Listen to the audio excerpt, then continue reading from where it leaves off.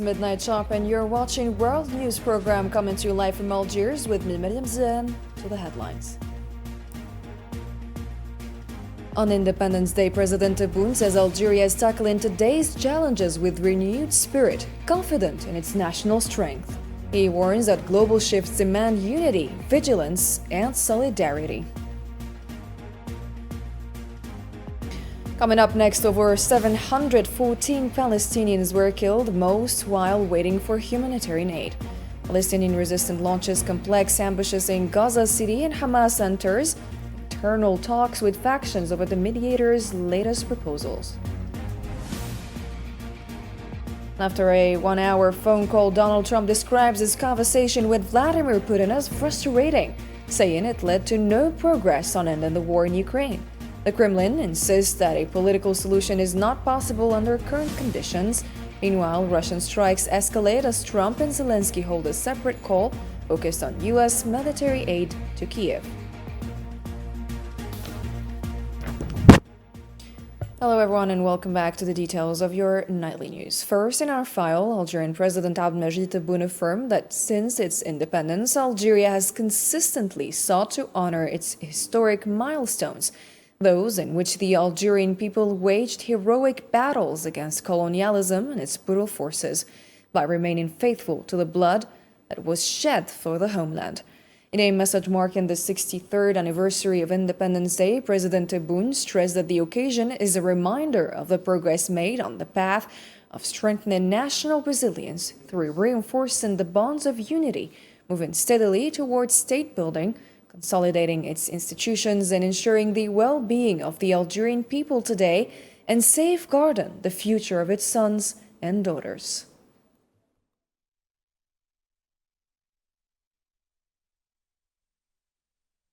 As we commemorate this glorious anniversary, we recall the immortal epics our people waged against colonialism and its brutal forces.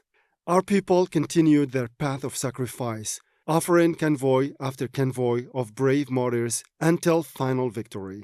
Since the dawn of independence, Algeria has capitalized on those immortal moments that elevated our people to the highest levels of true patriotism among the peoples of the world. This investment has been based on honoring the blood sacrificed for the homeland and sanctifying the pure souls who offered themselves for the sanctity of their land, their sky, and the destiny of their people. The president emphasized that Algeria is now undergoing a new phase characterized by a fresh approach to addressing various challenges and by a confident outlook toward overcoming them, fully trusting in its national capabilities and resources. Algeria enters today a phase whose fundamental pillar is to face the various challenges with a new impetus and to overcome the challenges with full confidence in our national capabilities and potentialities, which emanate from the sincere hopes of citizens. Our country has taken successive steps along this path, the path of a victorious Algeria, faithful to its principles and which instills its values aimed at enshrining true citizenship and thanks to the sacrifices of its sons and daughters, has succeeded in triumphing. The head of state added that commemorating Algeria's independence and the restoration of its sovereignty is an occasion to reflect deeply on the profound changes the world is undergoing, stressing that national cohesion, solidarity, and a vigilant collective consciousness remain the strongest safeguards against turmoil and foreign ambitions. The memory of our independence and our recovery of national sovereignty revives in us the great spirit of recalling the great sacrifices made by our people for the sake of its freedom. It also pushes us to behold the transformations that the world is witnessing today and how unity, solidarity, and the sense of vigilant nationalism are the best way to spare homelands the scourge of turmoil and covetousness. And in this sense, the Algerian people has always been attached to its unity and has always closed its ranks and has remained, throughout its various historical periods, a model of loyalty to the homeland. On this occasion, President Abdelmadjid Tebboune also extended his congratulations to the freedom fighters, all Algerian men and women, as well as the members of the army and the various security and law enforcement bodies. As we celebrate this precious and distinguished anniversary in the history of our country, which coincides with Youth Day, I offer my best wishes to my sisters and brothers, the Mujahideen, as well as all our daughters and sons. I also salute the protector of the homeland, our National People's Army, worthy ear of the National Liberation Army, and all the security and law enforcement forces that ensure the safety of the nation and the citizens, urging our dear compatriots to strive, dedicate themselves, and be aware of the challenges in line with the principles pursued by our immortal martyrs. On the occasion of the 63rd anniversary of independence and Youth Day, Algerian President Mr. Abdelmajid Tebboune signed 2 presidential decrees granting a pardon to 6,797 inmates, according to a statement from the Algerian presidency. The same source added that following consultation with the High Council of the Judiciary, President Tebboune signed 2 decrees. The first concerns pardon measures for 6,500 detainees, while the second benefits inmates who have obtained educational or vocational qualifications. It includes 297 prisoners who passed the intermediate education certificate pending the results of the baccalaureate exam. According to the presidential statement, individuals convicted of crimes related to terrorism, offenses against public order, or acts threatening state security, individuals or property, are excluded from this presidential pardon.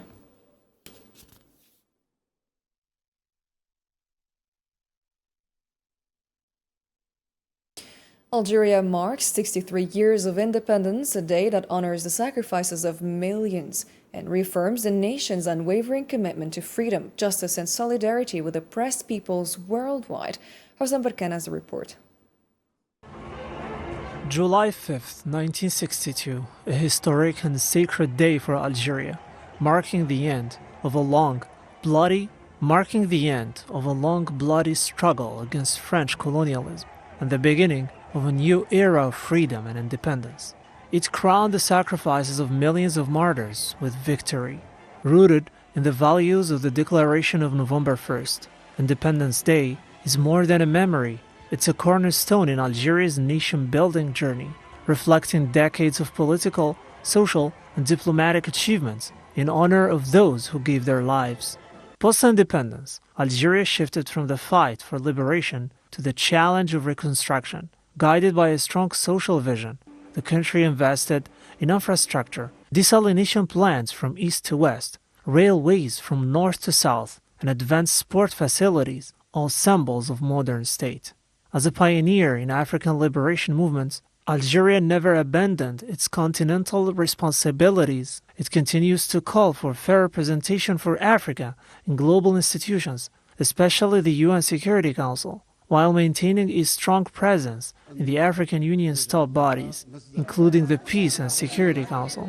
This revolutionary legacy shapes Algeria's diplomatic stance today, loud and clear in its defense of the right to life and justice in the UN Security Council. As Ambassador Benjama emphasized, Algeria has always stood firmly for the Palestinian cause, reflecting its deep-rooted solidarity with oppressed peoples. From the same belief in self-determination, Algeria continues to demand the decolonization of Western Sahara and the Sahrawi people's right to decide their future. Algeria's principled diplomacy is built on sovereignty and mutual respect, values it has upheld in rejecting any foreign pressure, including attempts by France's far right to impose a one-sided narrative. On this Independence Day, Algeria reaffirms its attachment to its memory, principles, and unwavering positions, and reminds the world that it will never forget the crimes of colonialism. On Thursday, Algeria and Venezuela signed several memoranda of understanding and bilateral action programs in key sectors, including agriculture, environment, sustainable development, higher education, and housing. The agreements were concluded at the end of the 5th session of the Algerian-Venezuelan Joint Governmental Committee, co-chaired by Algerian Agriculture Minister Youssef Sharfa and Venezuelan Minister Julio Cesar Leon Heredia.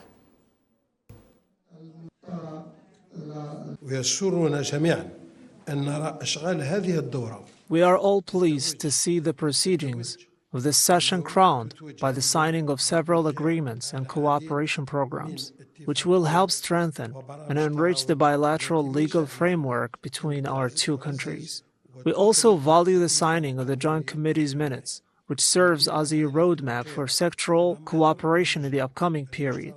Moreover, this bilateral meeting provided an important opportunity for both sides to negotiate new draft agreements in various sectors, which are expected to open broad and promising prospects for bilateral cooperation.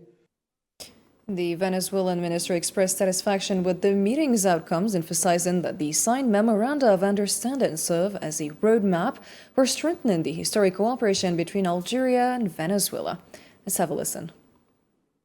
En nombre de nuestro presidente Nicolás Maduro, on behalf of our President Nicolas Maduro, the Bolivarian government, and the heroic Venezuelan people, we express our deep joy at the successes achieved during this fifth session of the Joint Governmental Committee, a result of the strong and brotherly ties between our two countries. The agreements reached today are not merely documents, they are roadmaps for deepening our historic cooperation. Each project agreed upon represents a solid step toward joint development that aims to improve the quality of life for both our peoples through development, mutual respect, and determined joint action. And he further affirmed the two countries' shared commitment to defending the principles of cooperation among global South nations based on mutual respect and the pursuit of a just, equitable, and humane international order. Let's have a listen again. We are united in defending established and uncompromising principles, foremost among which are effective multilateralism and cooperation among countries of the South, based on mutual respect and the absence of any conditions, in addition to our shared aspiration for a more just, equitable, and humane international order.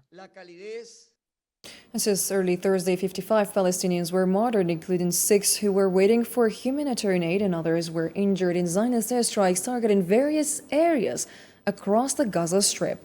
According to hospital sources in Gaza, Zionist warplanes carried out a series of airstrikes targeting civilians in multiple areas of the Strip, leading to the martyrdom of more than 100 Palestinians since dawn.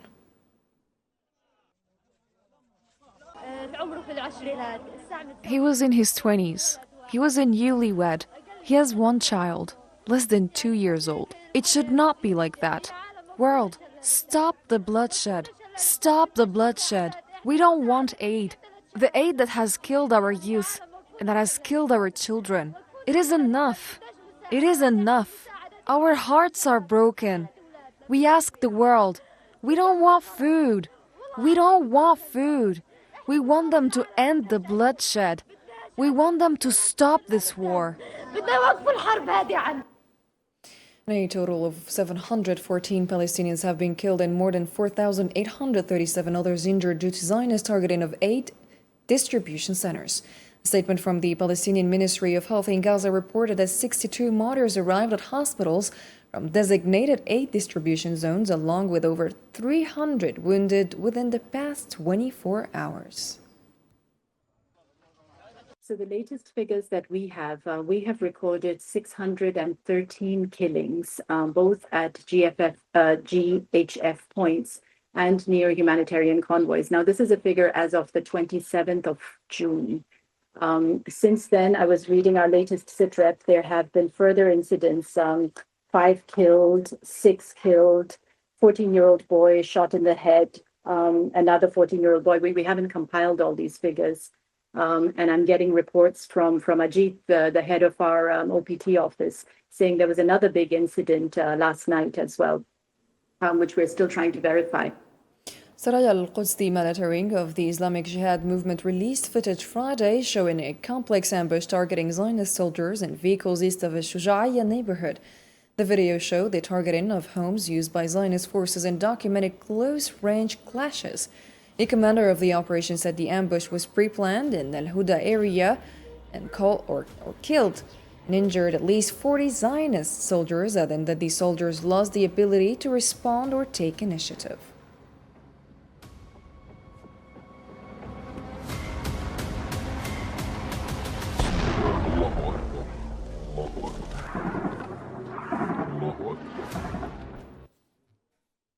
The Al-Qassam Brigades, the armed wing of Hamas, announced Friday it had targeted a Zionist tank and a command and control site in Gaza City. In a statement, Al-Qassam said its fighters hit a Zionist Merkava tank with a Yasin 105 rocket on Thursday in the Al-Tufah neighborhood and targeted a command post in the same area with 3 mortar shells.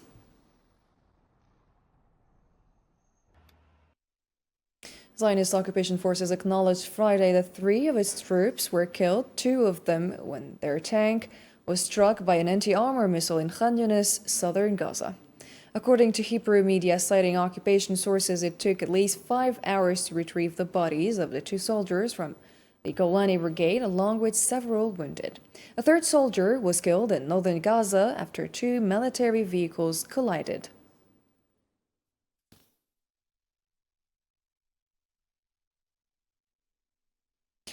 And Hamas has announced that it had completed its internal consultations and discussions with Palestinian factions and forces regarding the latest proposal tabled by the mediators to halt the aggression against the Gaza people. The movement delivered to the mediators its response, which was characterized by a positive spirit, saying that it was fully prepared and serious to immediately enter a new round of negotiations on the mechanism for implementing the proposal.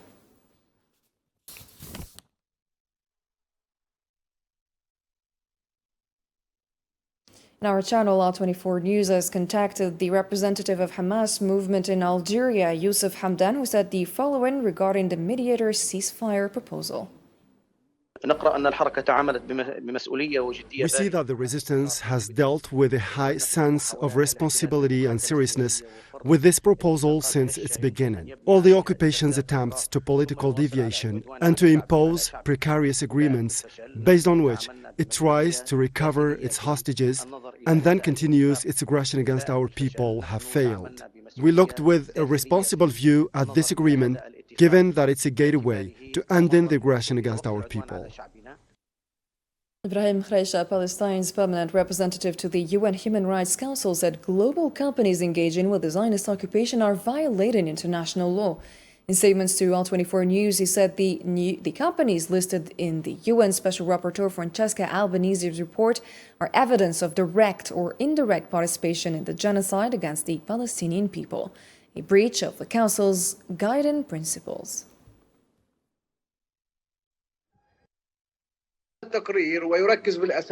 This report focuses primarily on multinational and transnational companies that have investments and operations in Israel and contribute directly or indirectly to the war of extermination against our people. Of course, there are guidelines in the Committee on Trade and Human Rights and the Human Rights Council that require all companies to respect human rights in all countries, especially in conflict zones.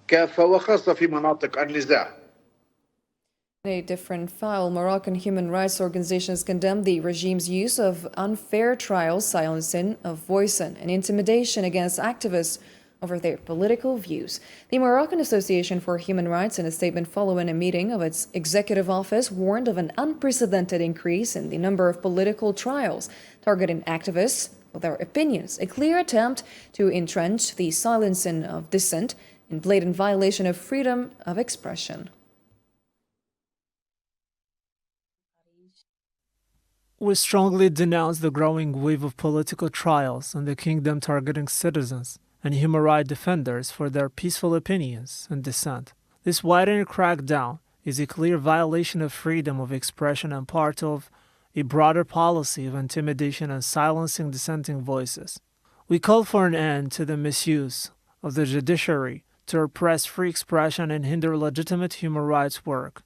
We are also increasingly concerned about the harassment of the association defense lawyers while performing their duties, which constitutes a serious violation of the right to defense and blatant attack on the rule of law and justice. Morocco's largest human rights association condemned the Moroccan regime's complicity in the ongoing Zionist genocide in the Gaza Strip and its continued normalization with the Zionist entity. The association renewed its call to end normalization, cancel all related agreements, and shut down the Zionist liaison office in Rabat. We condemn the continued normalization by the Makhzan with the Zionist entity, despite the ongoing genocide it is committing in the Gaza Strip, in blatant violation of international human rights law and international humanitarian law. We also denounce the direct complicity in Zionist war crimes and renew our call to put an end to the normalization process by canceling all shameful normalization agreements and closing the Zionist liaison office in Rabat. U.S. President Donald Trump said that his phone call with Russian President Vladimir Putin, which lasted over an hour, did not result in any progress regarding the war in Ukraine, expressing his disappointment over the lack of a diplomatic breakthrough. Speaking to reporters upon his return from Iowa to Washington, Trump stated that the Kremlin shows no willingness to halt military operations, describing Thursday's call as frustrating and disappointing.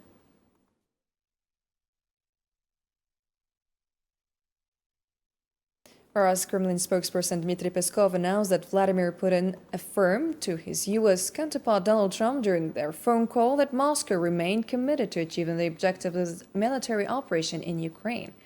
Peskov told reporters that Putin made it clear to Trump that Russia is interested in reaching its goal through diplomatic means whenever possible, while stressing that Moscow will still continue its special military operation in Ukraine. He added that a political and diplomatic resolution of the crisis does not appear feasible under the current circumstances. Продолжаем нашу специальную военную операцию. Безусловно, мы очень внимательно относимся ко всем заявлениям президента Трампа. Undoubtedly, we pay close attention to all of the President Trump's statements. During the call, President Putin repeated that we are interested in achieving our goals in special military operation and would rather do it by political and diplomatic means. But for as long as it does not seem possible, we will continue our special military operation. Третьего раунда прямых переговоров. The conflict in Ukraine continues to evolve amid growing complexity and heightened risks. The latest phone conversation between Russian President Vladimir Putin and U.S. President Donald Trump ended without tangible results as Ukraine faces increasing challenges and a noticeable decline in U.S. support. Osama Ayadi has the following report. We had a call. It was a pretty long call. 1 hour. That's all it took for the pivotal call between Russian President Vladimir Putin and U.S. President Donald Trump to deliver a chilling message. Moscow will not back down in Ukraine, no matter the cost. The Kremlin statement was razor-sharp. No ambiguity, no room for doubt. Russia would press forward, dismantling what it calls the root causes of the conflict. The warning freshed across the globe, landing squarely in the White House, Kyiv and the European capitals now scrambling to respond. Our president also said that Russia will seek to reach the goals it has set. That is the elimination of the well-known root causes that led to the current state of affairs, to the current acute confrontation, and Russia will not back down from these goals. On the battlefield, Russian forces are advancing, carving out fresh gains in the Eastern Front. Moscow's defense ministry boasts of strategic victories, tightening its grip as Ukraine's lifeline, American military aid, starts to snap. As Russia's war revs higher, Ukraine watches in horror as its U.S. support evaporates. The White House has frozen critical arms shipments, blaming depleted stockpiles. But this isn't just a logistical hiccup, it's a seismic policy shift. I hope that maybe tomorrow or in close days, these days, I will speak about it with the President Trump. The fallout isn't confined to Ukraine. Europe now stares into a gaping strategic void, forced to ramp up aid to Kyiv while bracing for Trump's potential full withdrawal. But there is a catch. European weapons rely on U.S. components, crippling their ability to fill America's shoes.